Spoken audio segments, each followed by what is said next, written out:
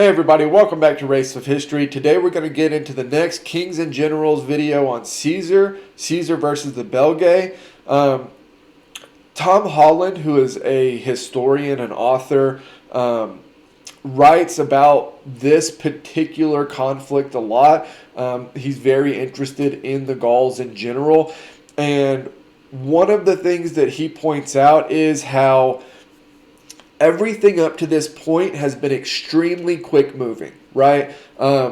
There is this massive tribe that is about to migrate through Roman territory. Caesar is forced to immediately act, right?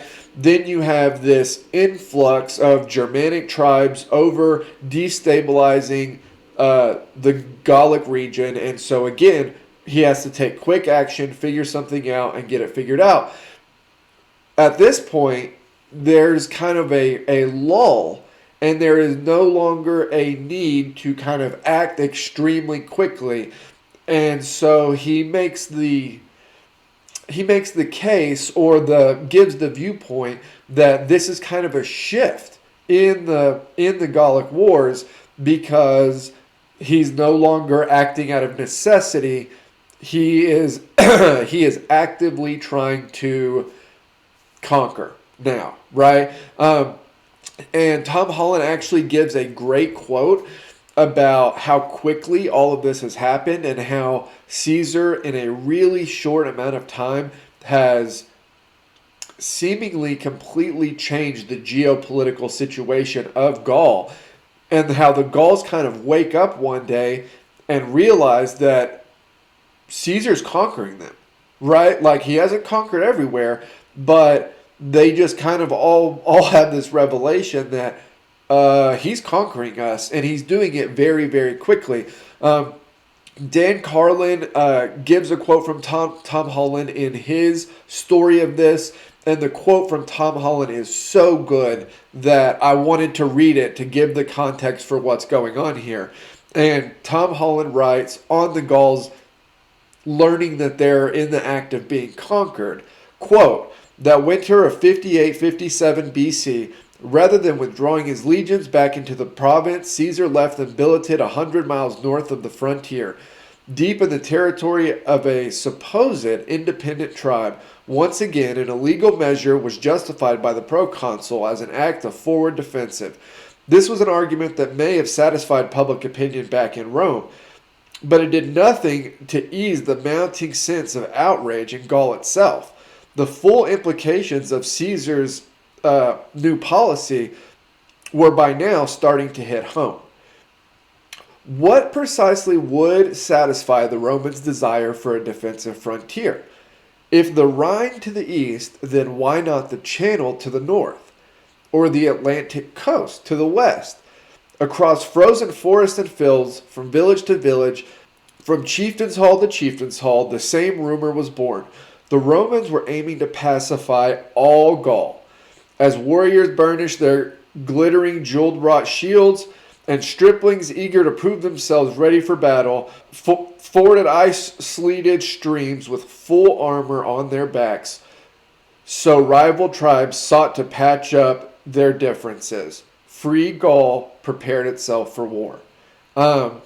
This is starting, I believe, in spring of 57. So that quote is talking about the winter before Caesar leaves his legions encamped in a supposed independent Gallic tribe's territory, right? And so over that winter quarter, that is when Gaul itself starts to have this revelation that they are in the process of being conquered. And what comes out of it is this conflict with the Belgae. And not just this conflict with the Belgae, but there's everything that's about to come is happening because of that thought process that Tom Holland just laid out right there. The Belgae were a loose collection of various tribes, and had fought constant wars with the Germanic tribes across the Rhine, which had fostered a strong and experienced warrior culture. They knew of how successful Caesar had been in Gaul already, and were justifiably suspicious of his intentions. To counter the rising Roman threat, the Belgae formed a confederation, led by King Galba of the Suessiones.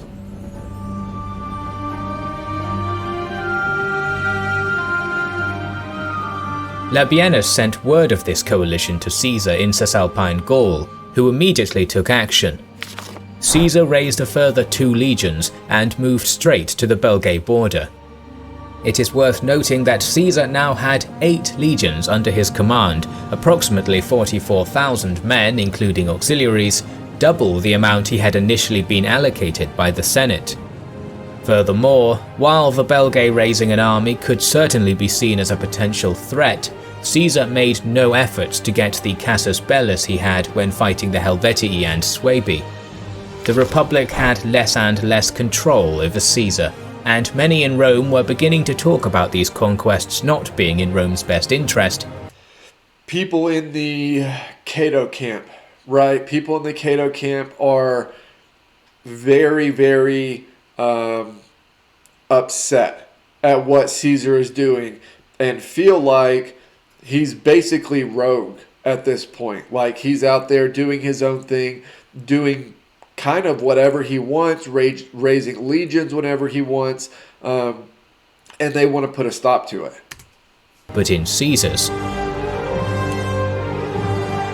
Nevertheless, Caesar marched his legions quickly into the territory of the nearest Belgic tribe, the Remi, who were completely taken aback by the speed at which the Romans had been able to mobilize and surrendered instantly, swearing to Caesar that they had never been a part of the confederation. The Remi even provided Caesar with all the information they had on the alliance, including which tribes were involved, how many men each tribe was contributing, and that they were currently marching towards the Remi's territory. With this information, Caesar convinced his Gallic allies, the Aedui, led now by Divitiacus, to invade the lands of the Belvaci, a powerful Belgae tribe, to open a second front, while he marched towards the Belgic alliance's main army. Caesar crossed a bridge over the Axona River and encamped in a strong position on a hill on the other side. The river provided protection from the rear, and marshy land at his front made a frontal assault difficult. Furthermore, Caesar had learned his lesson from fighting Ariovistus and left 6 cohorts in a well-fortified position on the other side of the bridge, securing his supply line. With no chance of being starved out from his position, Caesar waited for the Belgae to make their move. Meanwhile, the Belgae had marched to the Remi town of Bibrax, just 8 miles from where Caesar was encamped, and besieged it. Caesar gives the total number of the confederation as 300,000. However, it is unclear how much this number is exaggerated and how many of these men were currently in the army. A more realistic... Yeah, a lot of the numbers and details and stuff we get from Caesar himself. Again, his writing is for, self-aggrandizement, and it's got, a political slant to it, and it should definitely be taken with a grain of salt. Realistic estimation would be somewhere around 80,000 men, still a force to be reckoned with, almost double that of Caesar's.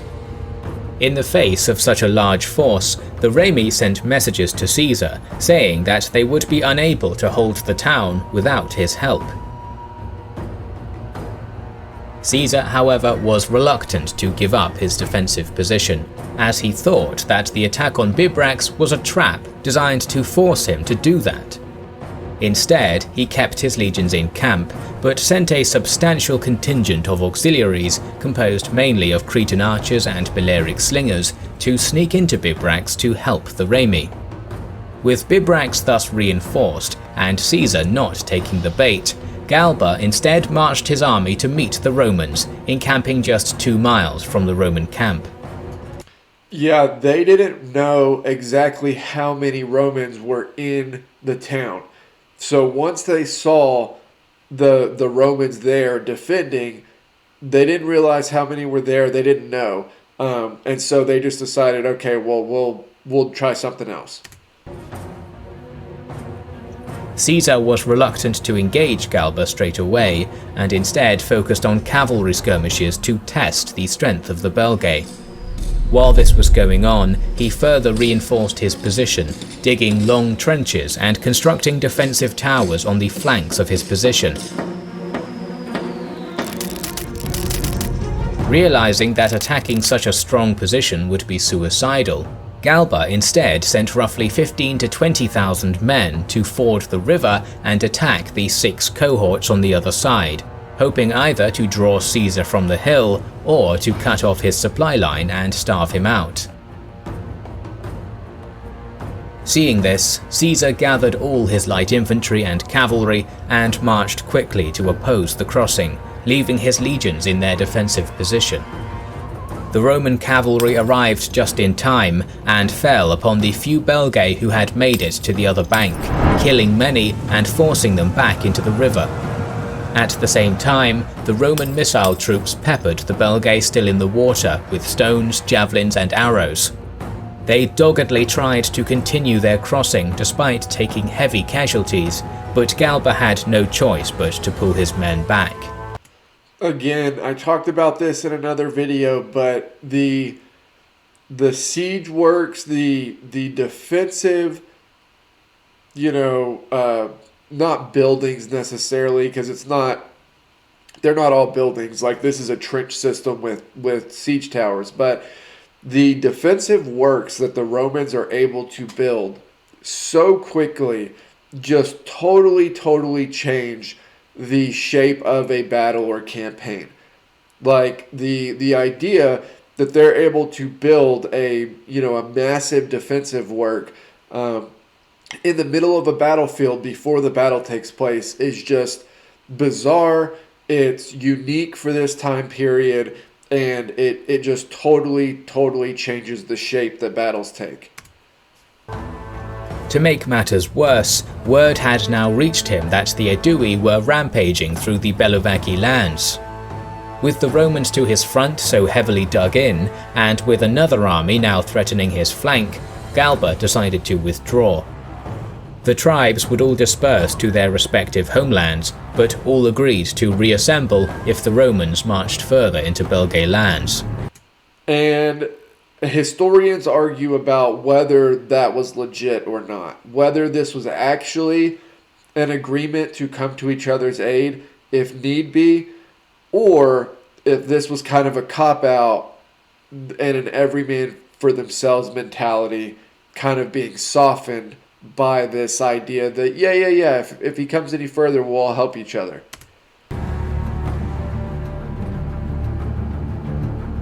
As the Confederation's army dispersed, Caesar cautiously pursued with his cavalry and 3 legions under Labienus, harassing the Belgae. Due to their lack of coordination, the Belgae suffered heavy casualties in this retreat. The battle had cost the Confederation approximately 10,000 men and had forced the tribes to divide, making them easier for Caesar to conquer. Many tribes simply surrendered in the face of the Roman legions, including the Belgae and Galba's Suessiones. However, deeper in Belgae territory, the Nervii did have the time to organize and were not going to give up so easily. They were outraged by Caesar's foray into Belgae territory, and alongside their neighbours, the Virumandui, Atrebates, and Aduatuci, were able to gather an army of approximately 50,000 men, led by the Nervii king, Bodugnatus.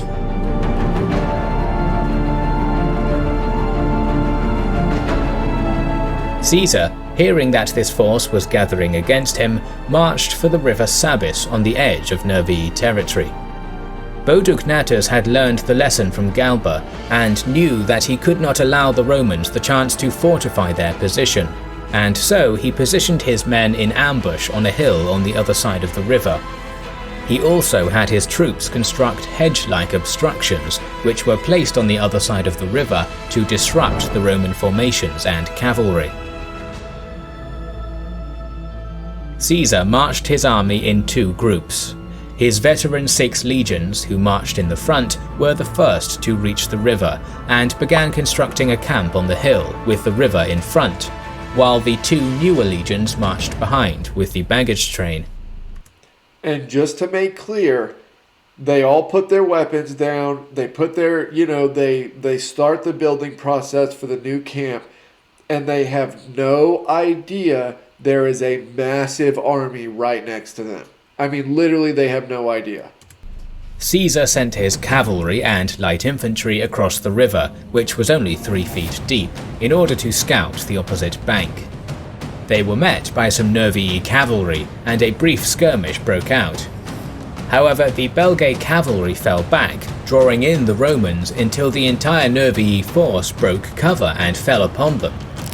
The Roman cavalry and light infantry broke and ran back across the river to the Roman camp, the Nervii army in hot pursuit.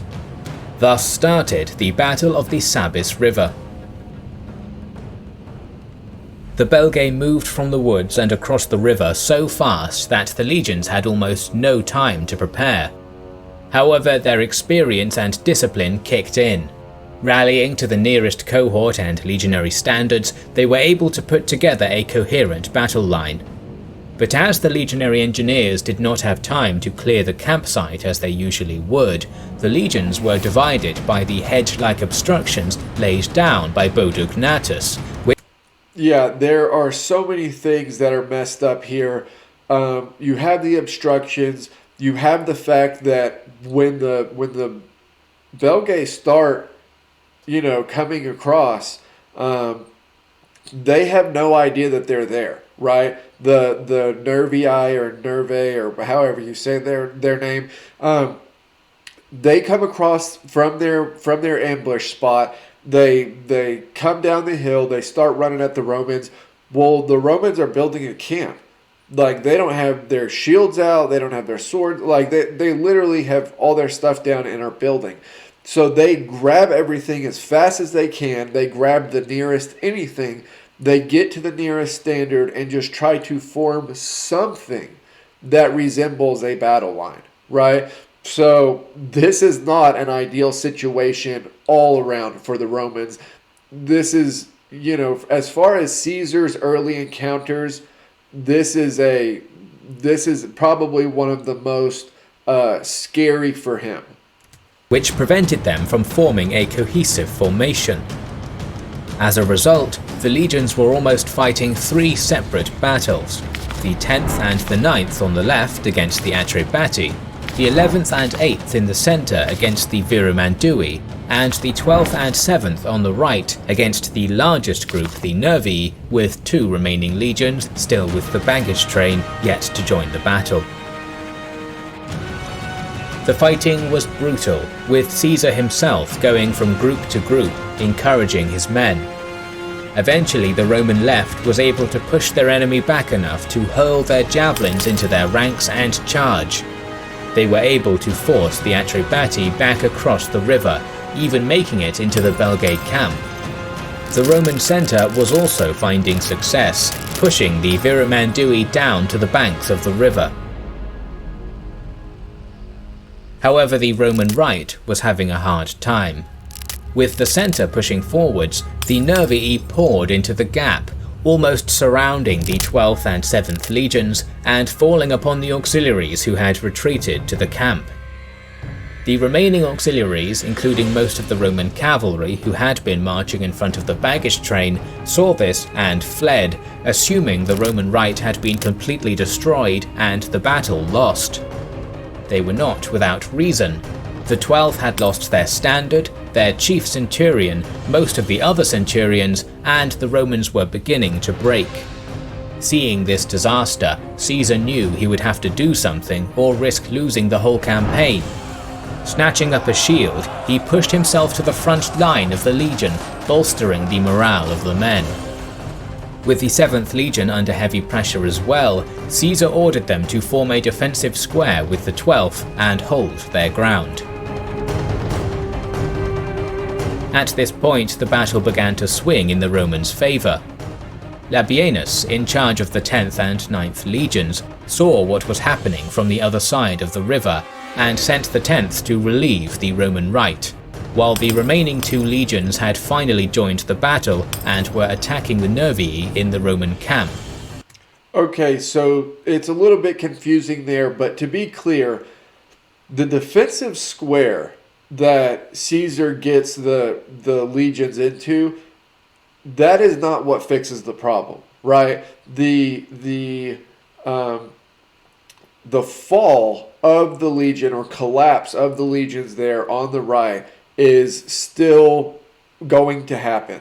Like they still are not going to hold. It is specifically having the influx of new troops. You know, the Romans like to do that anyway when they're actually getting into a battle they know is coming. They like to have the reserve troops. They didn't have it in this battle, but they essentially get what amounts to that by having the troops that won initially realize the trouble they're in, and having the troops that are just starting to get there from the column where they were marching there. More and more troops are kind of arriving, you know, over time, and enough get there that it ends up becoming like a reserve unit, and they just fall right into the back of the Nervii. The Roman auxiliary cavalry also returned to the battle, seeing this change in fortune, and now it was the Nervii who faced disaster. The Virumandui had fled upon seeing the Roman reinforcements, and the Nervii were now surrounded. They fought bravely, and even Caesar commended them later, but their defeat was now inevitable. The Belgae casualties were devastating, Caesar saying that just 500 survived the battle. The Roman losses had also been high, with perhaps as many as 5,000 Romans dead. Without Caesar's personal leadership and the timely interventions of the legions, it is likely that the battle would have been lost, Caesar killed, and the campaign ended. But the battle was over, and Caesar was once again victorious. The Nervii surrendered, becoming a vassal of Rome, and the Atrebati were conquered soon after. Rome was now in control of most of Gaul. New videos on Caesar's campaign in Gaul will be released soon, so make sure you are subscribed to our channel and have pressed the bell. Okay, so that was Kings and General Caesar versus the Belgae. Like, comment, subscribe, help me keep building the channel over here, and I will see you guys next time.